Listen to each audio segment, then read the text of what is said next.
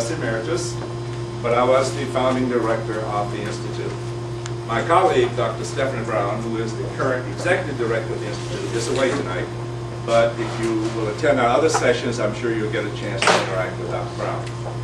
The topic that we've chosen for this semester came about from different sources, but one of the major reasons we did it was because of the interest we were hearing and the things that we were hearing about what was happening in the District of Columbia around the new chancellor's efforts to not completely abolish tenure, but certainly try to get teachers to perform or get set up on a pay-for-performance kind of scale.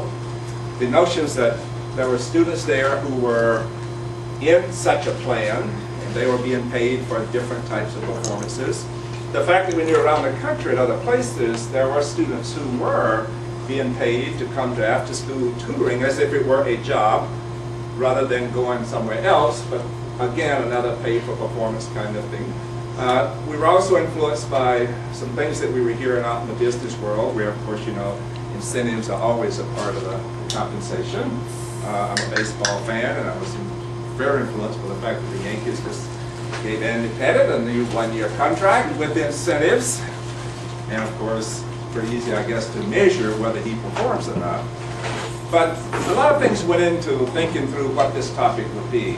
And we decided on the whole notion of incentive plans and how incentive plans are being used with teachers and with students to increase teacher performance, hopefully, and certain student achievement, student performance.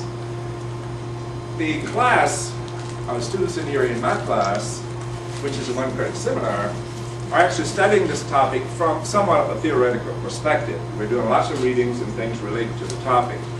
But part of that seminar is always the colloquium. And the colloquium is an opportunity to bring in other experts on the topic, to speak to the topic, and of course, to broaden all of our knowledge bases about what is going on with this particular topic.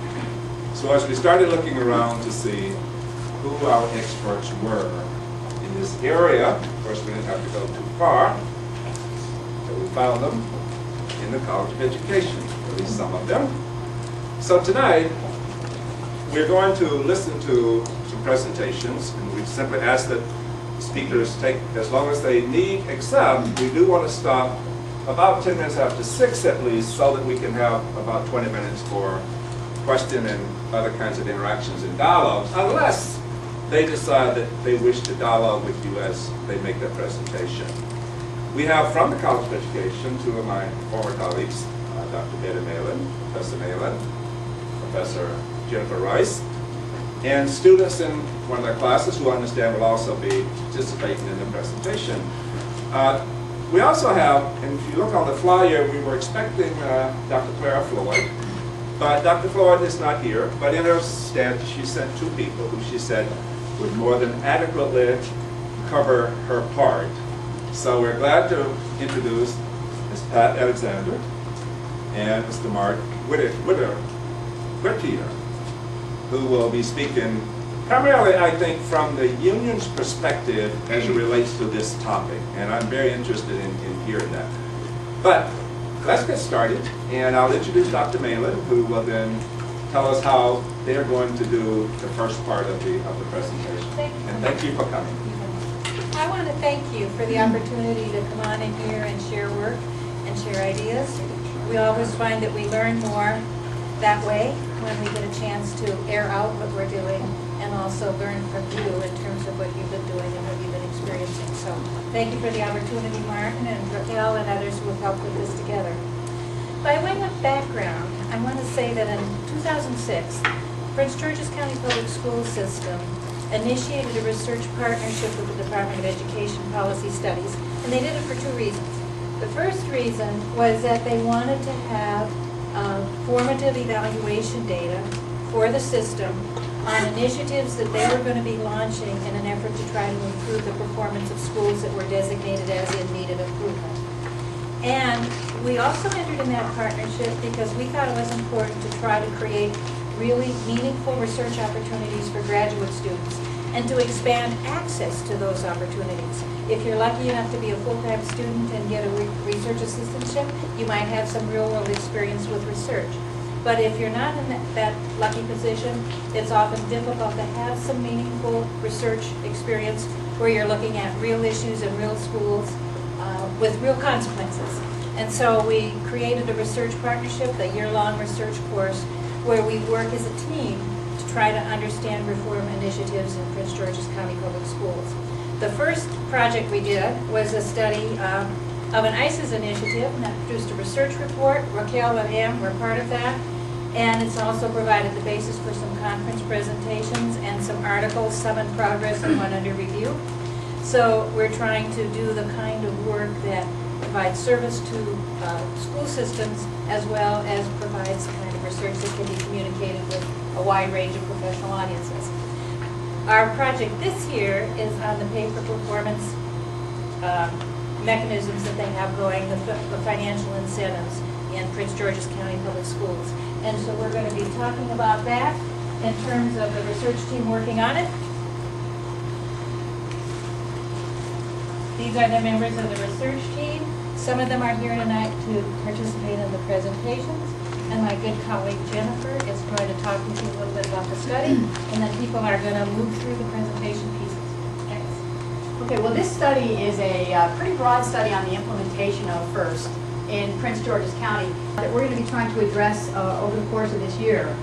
The first one has to do with understanding models of effective pay-for-performance programs that are present in the literature. So what's happened out there across the country in the name of pay-for-performance? And what does this literature and research tell us about the challenges and issues associated with the design and implementation of pay-for-performance programs? This question's bolded because it's really the one that we're prepared to talk about tonight.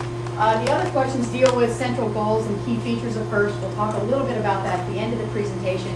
Some of the major promises and challenges of the FIRST program, how the different components of FIRST are being implemented in Prince George's County, and what some of the major issues have been, what some of the successes have been, as well as some of the initial reactions of the FIRST participants, as well as ineligible school staff to the incentive program, and how specifically teachers and staff and administrators perceive this program might affect their willingness to stay in their jobs, the attractiveness of their jobs, and how the program might equip and motivate them to improve their performance. So these are the range of issues that we're hoping to look at over the course of the year. Last semester we spent an enormous amount of time on the literature review, which Paul is going to talk about in a minute, and we're going to present some of the key findings from that in response to Martin's request that we really give you a profile of the lay of the land around incentive pay for educators and pay for performance specifically.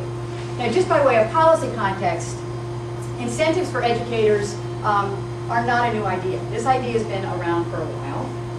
Specifically, pay incentive plans aimed at performance and effectiveness evolved from district experiments way back to the 1960s, state initiatives in the 1980s. These kinds of programs were grounded in the professionalization of teaching. Let's make teaching a stronger profession by paying people for what they know, what they're able to do, and the successes that they're able to realize in the job. Much of this was drawn from the corporate model of performance-based pay. The program is focused on individual-based merit pay and career ladders. So following what individuals are able to do, what they bring to the profession. And with a heavy focus on teachers as opposed to other school staff and administrators. In terms of measures in those experiments and initiatives, there was a heavy reliance on portfolios and principals evaluations of teachers' performance. Today, the interest has heavily been fueled by the federal government, and their interest in productivity in education tend to be more grounded in market-based theories, motivational theories of what makes people work harder and work better. The support for these initiatives are heavily driven by TIF grants at the federal government level, teacher incentive funds, as well as support from private foundations who have an interest in these kinds of initiatives. The focus is broader than it used to be to include teachers, staff, as well as administrators. And in terms of measurement of the initiatives today, there's a very heavy emphasis on measures of student achievement. The goal in all of these initiatives has been to increase the productivity of education through the enhancement of human capital, the teachers, the administrators, and the staff in schools. Now, there's also a history of incentive plans designed around the distribution of teachers to particular kinds of jobs, in particular to shortage areas, in specific subjects, and geographic locations. So there's a parallel history to those kinds of incentives as well. This just gives you a sense of the history of the performance-based incentive structures. Now I want to turn to Paul to talk a little bit about the first step in our work, which was a literature review, which turned out to be an enormous task. And Paul's going to talk a little bit about how we harnessed this really unwieldy body of literature.